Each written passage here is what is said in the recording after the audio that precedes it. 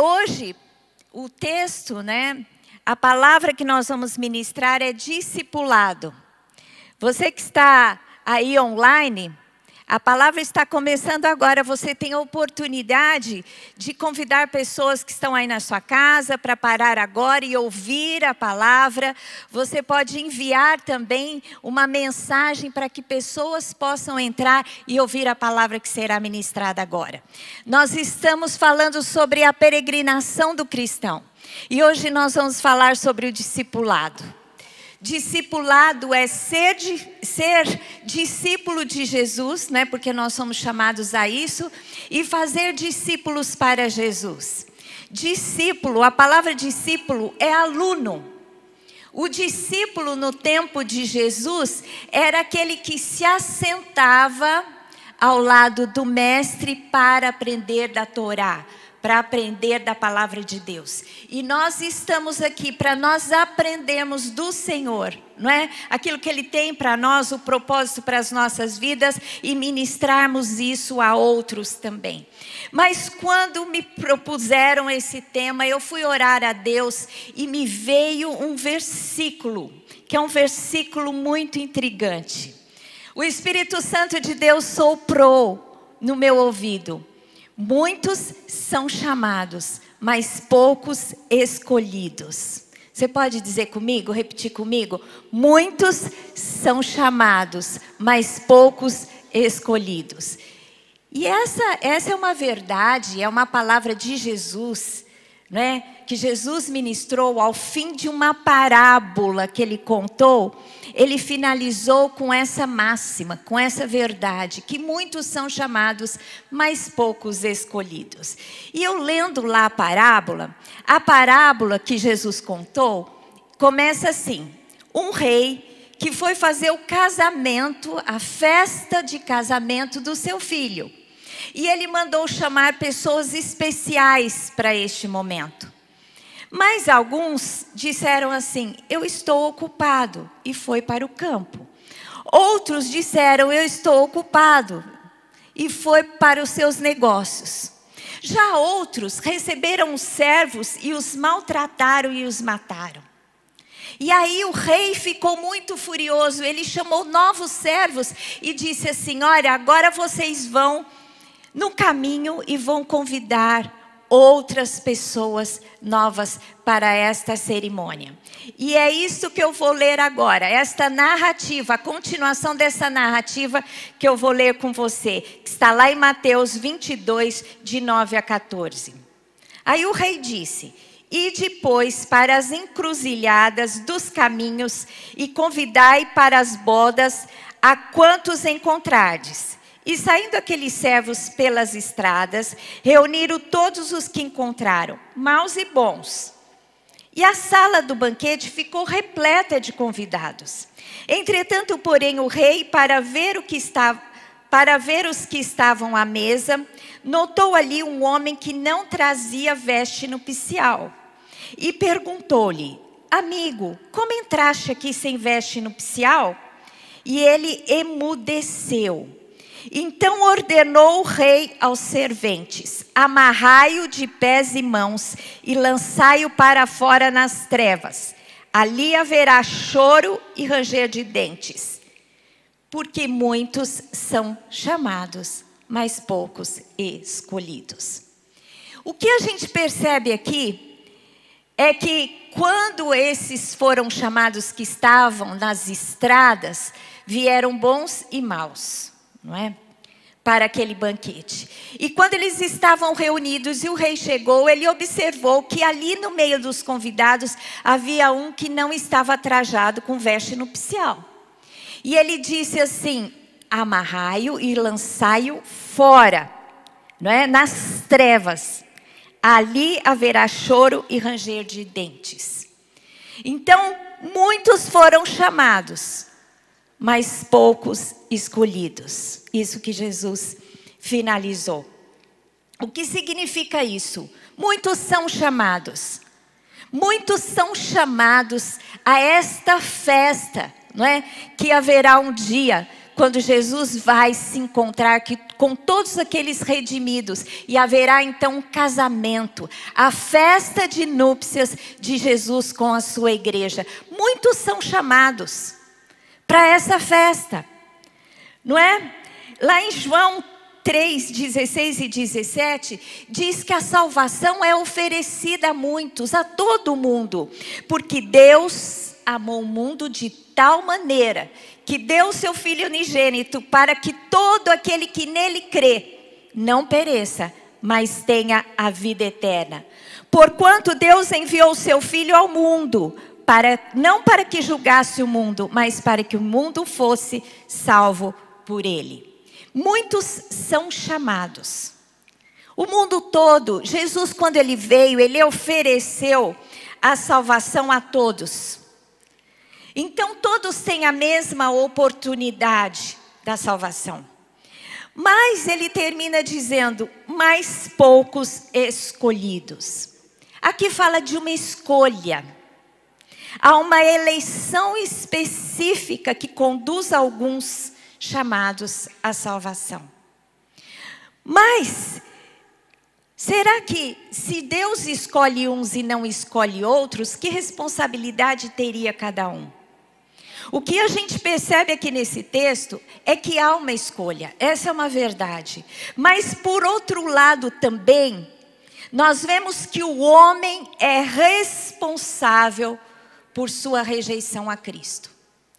Lá no versículo Mateus 22, 5, né, um pouco anterior a esse texto que eu li, diz assim, eles porém não se importaram e se foram, um para um campo e o outro para o negócio. Aqueles convidados especiais, alguns deles disseram, nós estamos ocupados. Um foi para o campo e o outro foi para o seu negócio e recusou o convite. Alguns se rebelaram contra aquele convite. Lá em Mateus 22, 6 diz assim, e outros agarrando os servos, os maltrataram e mataram. São aqueles que recebem o convite, mas que por uma rebelião no coração contra Deus e contra o seu propósito, ele mata os seus profetas, mata a mensagem, luta contra o propósito e a mensagem de Deus para a humanidade. E a gente vê muitas pessoas assim. E tem aquele também que ele crê na justiça própria. Em Mateus 22, 12, que é dentro desse texto que nós lemos, e perguntou-lhe, amigo, como entraste aqui sem veste nupcial? E ele emudeceu. De alguma maneira, aquele que estava ali para a festa, ele decidiu não vestir a veste nupcial. E ele então creu na justiça própria, porque ele não achou necessário colocar a veste nupcial para estar aprovado para estar presente naquela festa. Então a gente percebe muito claramente aqui duas vertentes que caminham paralela. Uma é a escolha, porque fala de escolha. Muitos são chamados, mas poucos escolhidos. Qual é o critério de escolha? Isso é um mistério, a Bíblia não fala. Mas a palavra de Deus diz que Deus predestinou. Então há algo determinado antes. Existe o caminho da escolha de Deus, mas também existe o caminho da escolha do homem, porque Deus desde o princípio, quando criou o homem e a mulher, Ele deu a liberdade de escolha. Então existe a escolha, existe o livre-arbítrio. Tem algum momento que eles se cruzam e gera então a escolha perfeita e a salvação das pessoas. Agora, como isso acontece, a gente vai ver todas as respostas de forma definitiva diante do nosso Deus quando ali estivermos. Mas aqui é claro que isso acontece. Agora aqui a gente percebe, quem é escolhido? Aquele que veste, que está próprio para aquele momento. Aquele que veste a veste nupcial. Aquele que coloca a veste nupcial. Agora, quem propicia a veste? Quem deu a veste? Foi o rei. Porque todos foram achados no meio do caminho, vestidos com as suas próprias vestimentas. Mas a veste foi concedida pelo rei, para que todos tivessem trajados de forma plena e perfeita para aquela ocasião. De maneira adequada. Não é? A gente, quando vai para um casamento, você planeja com que roupa você vai. Você não vai com qualquer roupa. Né, Naísa? Está planejando o casamento da filha, provavelmente você deve estar pensando na roupa. Porque até eu já estou pensando na roupa. Ninguém vai num casamento com qualquer roupa. Não é? A gente planeja. Você sabia que naquele tempo a vestimenta era algo muito caro? Quando alguém ganhava vestidos, não era aquilo era um tesouro, porque não é como hoje que você vai num shopping, numa loja, e e tem muitas peças, e você tem várias calças, várias blusas, vestidos. Não, naquele tempo, tinha que se produzir manualmente, artesanalmente, todos os tecidos. A construção de uma veste era rara. Então as pessoas normais, elas tinham uma veste.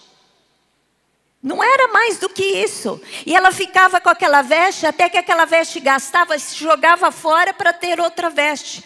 Lembra que Jesus falou, não se deve pôr remendo numa veste velha, porque senão vai rasgar? Porque a veste era usada de tal forma que ela envelhecia, que ela ficava em trapos.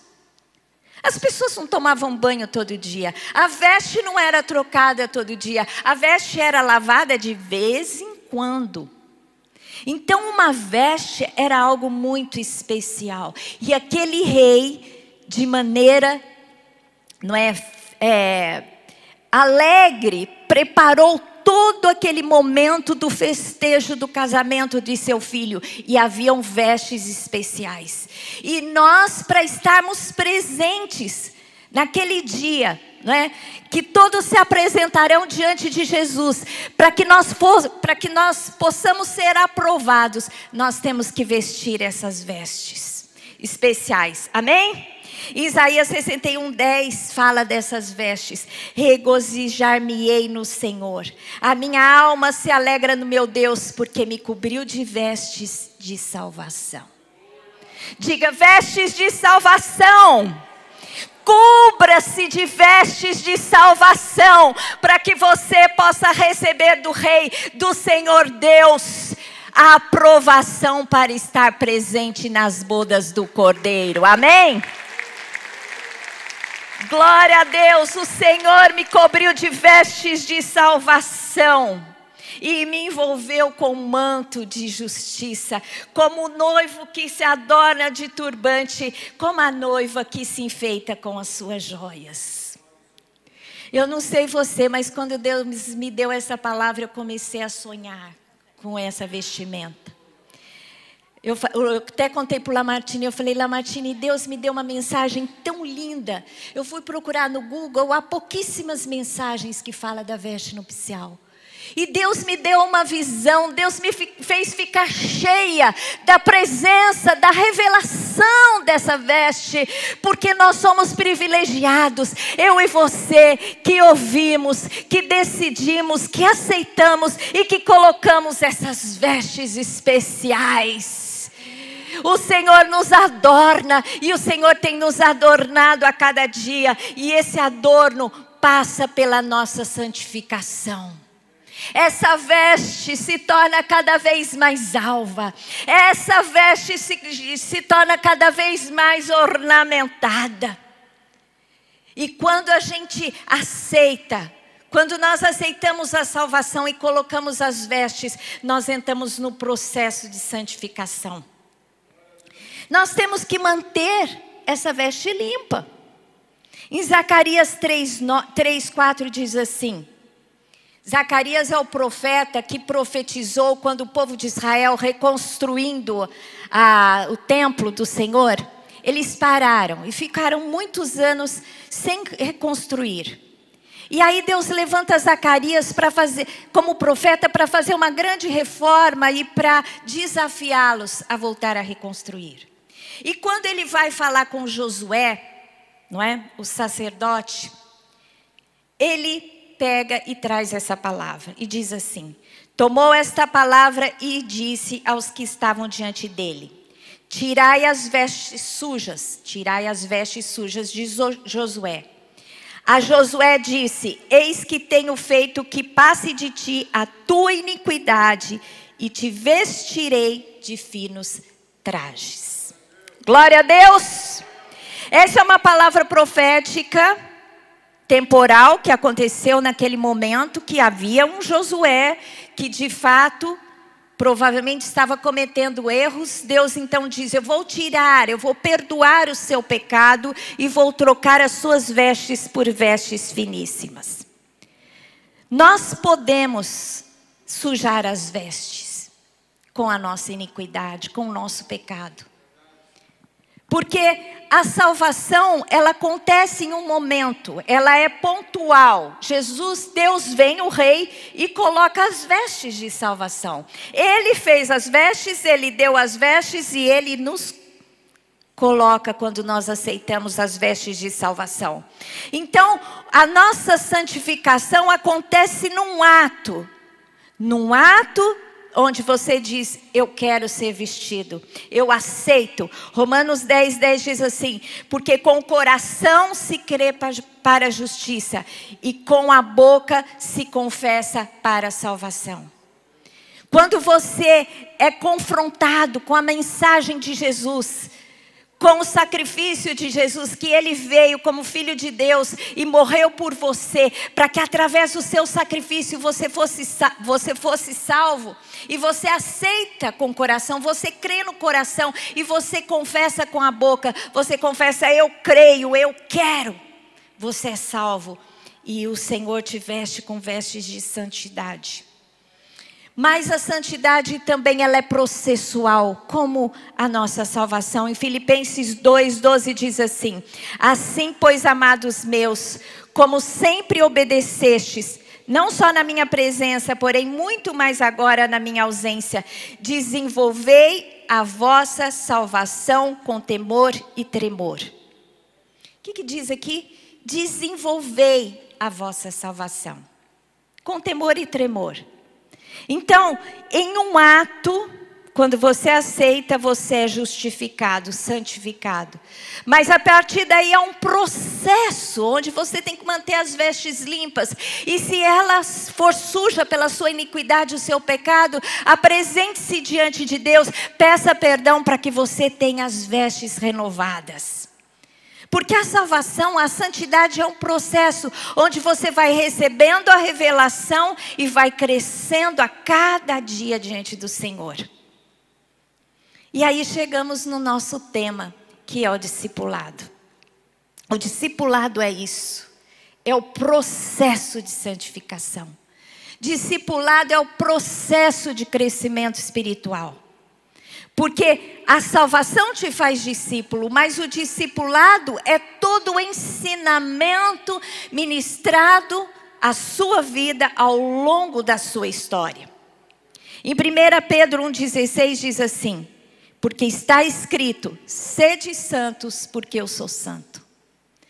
Quando a gente fala de santidade, as pessoas pensam: puxa, mas é tão difícil ser santo.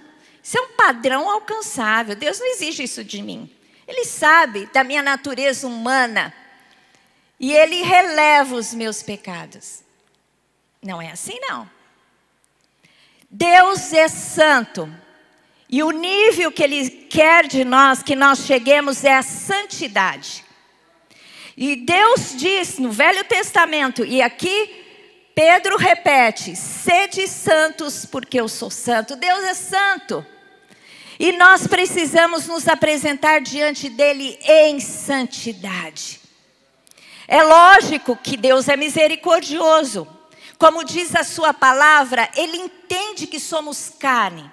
E Ele entende a nossa fragilidade.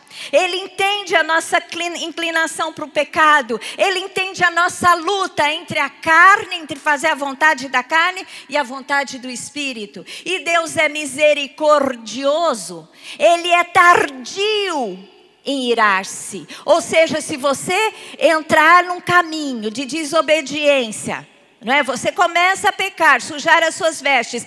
Deus vem e fala com você, através da palavra, através de alguém exortando a sua vida. E Deus te dá um tempo. Se você não se arrepende e muda, Deus vai com mais ênfase. Deus permite que você seja, então, disciplinado com algumas circunstâncias que você tem que parar para pensar. Alguma coisa acontece que você tem que parar e falar, puxa vida, o que aconteceu? Sabe o filho que é disciplinado? Que ele faz alguma coisa errada? O pai dá umas palmadas, ou então dá um castigo? Deus faz assim conosco também, para que nós acordemos e voltemos para Ele. Porque Deus vai dando ao longo do processo. E no final, a palavra de Deus diz que o Senhor usa de açoites. E aí muita gente se escandaliza. Porque hoje, quando nós criamos os nossos filhos com tanta liberdade, sem disciplina, sem regras, quando você fala que Deus açoita o filho que ama, muita gente não compreende. Mas se você não ouve, se você não se arrepende na disciplina, Deus vai, como que se diz, apertando o cerco para ganhar o seu coração, porque Deus quer ganhar o coração do homem. Ele não quer que o homem vá longe o suficiente para não ter como voltar mais, porque Deus nos ama e Ele quer a nossa completa redenção e santificação. O discipulado, ele resulta na transformação do caráter do nosso comportamento. E como isso se dá? Através do estudo da palavra. Quando você vem no culto aqui, você está sendo discipulado pela minha palavra. A palavra que Deus está ministrando através de mim, você está sendo discipulado. Quando você participa de um grupo alfa, né, que é as nossas células, você vai ser discipulado. Quando você vai estudar a palavra, quando você faz um curso, tudo isso faz parte do discipulado. O discipulado é feito através da ministração da palavra, como eu disse aqui. E há uma figura também que fala sobre o casamento, em Efésios 5, 25, 27, que diz assim. Ele compara o relacionamento do marido e a esposa com o relacionamento de Cristo com a igreja. E diz assim, maridos, amai vossa mulher como também Cristo amou a igreja e a si mesmo se entregou por ela, para que a santificasse, tendo-a purificado por meio da lavagem de água pela palavra, para apresentar a si mesma igreja gloriosa, sem mácula, nem ruga, nem coisa semelhante, porém, santa e sem defeito. Aqui diz assim, tendo-a purificado por meio da lavagem de água pela palavra. O Senhor nos purifica através da ministração da palavra. É por isso que você tem que se expor à palavra. Porque a palavra, quando você se expõe à palavra, é como olhar um espelho. Você se enxerga nele. Sabe quando você levanta? Você não sabe a sua situação até você olhar no espelho. E a gente que vai ficando assim um pouco mais de idade, né? A gente tem que olhar num espelho ainda que aumenta não sei quantos para ver as ruguinhas, para fazer uma maquiagem perfeita. A palavra é assim. Para você ver como você está, você tem que ler a palavra. Porque senão você vai achar que está tudo bem. Ah, eu estou bem. Eu peco menos que o meu vizinho. Eu peco menos que o meu amigo. Ele faz tanta coisa errada, eu estou ótimo. Aí você lê a palavra e você vê que você não é bem assim. E aí Deus vem e te dá a oportunidade de você lavar as suas vestes. Ele lava, Ele nos lava através da palavra. E a gente confessa e retoma o caminho e cumpre o propósito de Deus para as nossas vidas. Amém? Não é lindo isso? Em Mateus 28, 19 e 20, Jesus, quando Ele estava despedindo dos seus discípulos, Ele disse assim, ide, portanto, fazei discípulos de todas as nações, batizando-os em nome do Pai, do Filho e do Espírito Santo, ensinando-os a guardar todas as coisas que eu vos tenho ordenado. Isso é discipulado. É o ensino para que nós lembremos daquilo que Jesus falou, daquilo que Ele espera de nós, qual é o propósito da nossa vida, acertar o alvo, ser pleno, vestir as vestes, não é? E ficar bonito com aquelas vestes, as vestes brancas de linho, finíssimas, vestes reais, preparadas para nós. Isso é tremendo, é maravilhoso.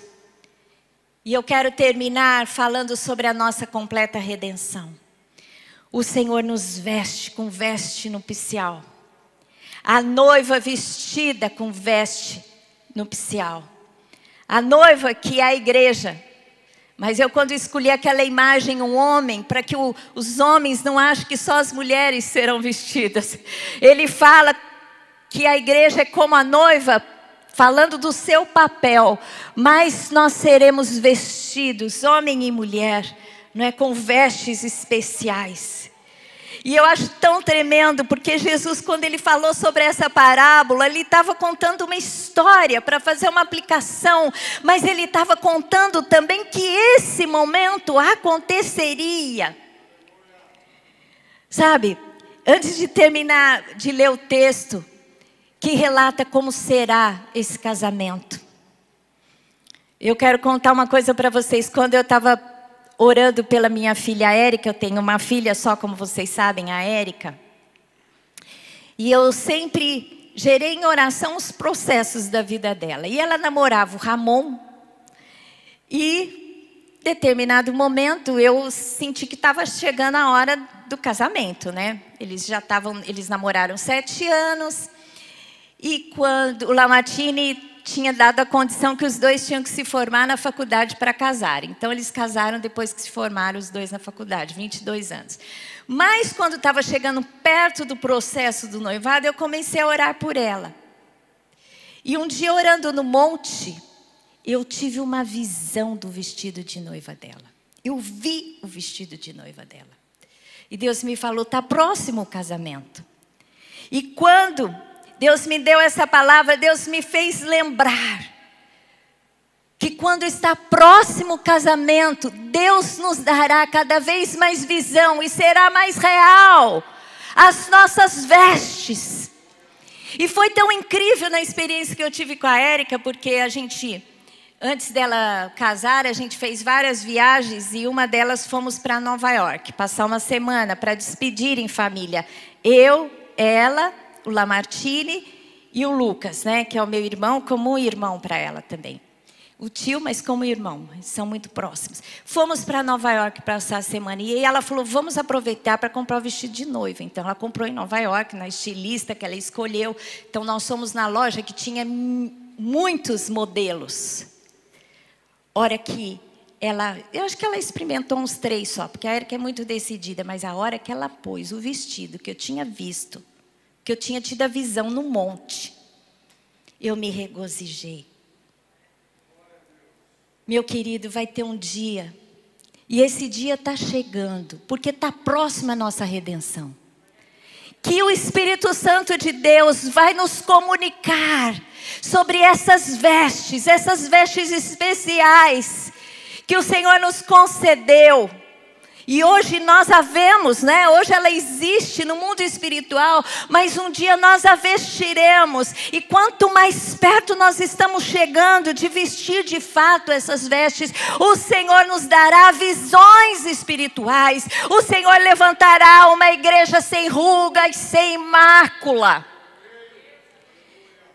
E a gente está vivendo um tempo que você pensa, como a iniquidade prospera, o mundo está se afastando de Deus. Mas a gente sabe também que a realidade da igreja do fim será 2. Será aquela que vai ouvir, mas não vai viver. Mas será aquela que se consagrará e terá as vestes vestidas. E elas serão alvas. Porque nós buscaremos a santidade. Porque quanto mais o mundo caminha para a iniquidade e se afastar-se de Deus e proferir blasfêmias contra o ungido do Senhor, como diz no Salmo 2, as nações nações irão contra, repudiarão o ungido, mas a igreja não. A igreja terá visão de suas vestes, das suas vestes reais, das suas vestes que serão alvas, das suas vestes que serão feitas de linho finíssimo, como diz a palavra. E as vestes daquele tempo eram feitas ou de lã ou de linho. As pessoas que tinham menos dinheiro tinham suas vestes de lã, que era produzida das peles dos animais. Mas os mais ricos tinham suas vestes de linho, que era produzido de uma planta. E a veste que Deus tem para nós, como a Paty falou aqui, nós somos uma igreja próspera.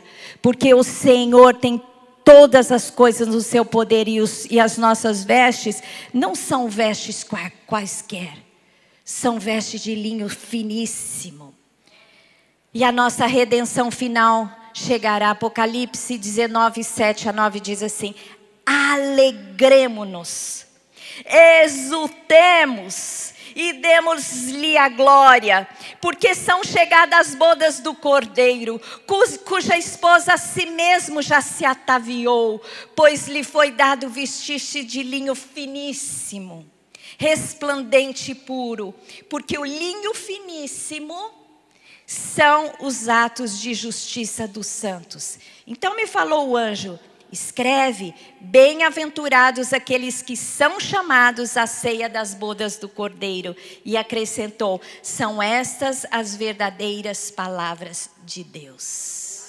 Glória a Deus, vamos aplaudir ao Senhor. As nossas vestes são vestes de linho finíssimos, que são os atos de justiça dos santos. Mas se nós somos salvos pela fé e não pelos nossos atos, por que a veste se torna tão real por causa dos atos de justiça dos santos? Porque a palavra de Deus diz que pela fé somos salvos. No entanto, nós somos feitura de Deus, criados em Cristo Jesus para as boas obras, as quais Deus de antemão preparou para que andássemos nelas.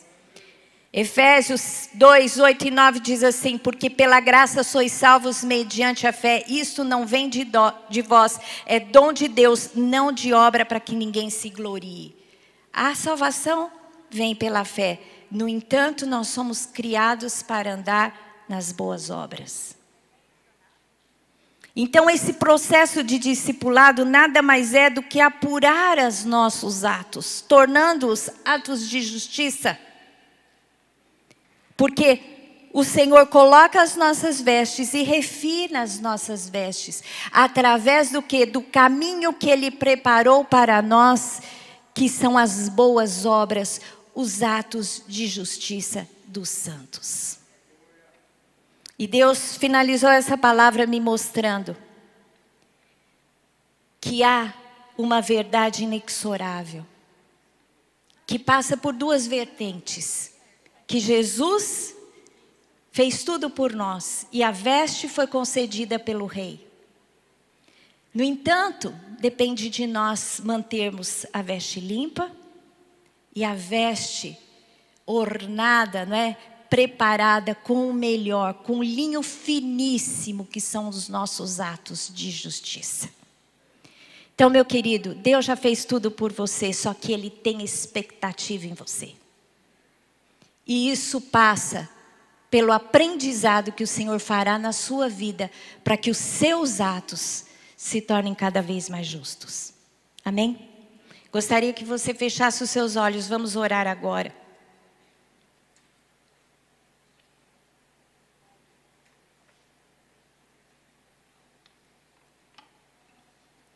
Senhor Deus, eu quero entregar o teu povo ao Senhor.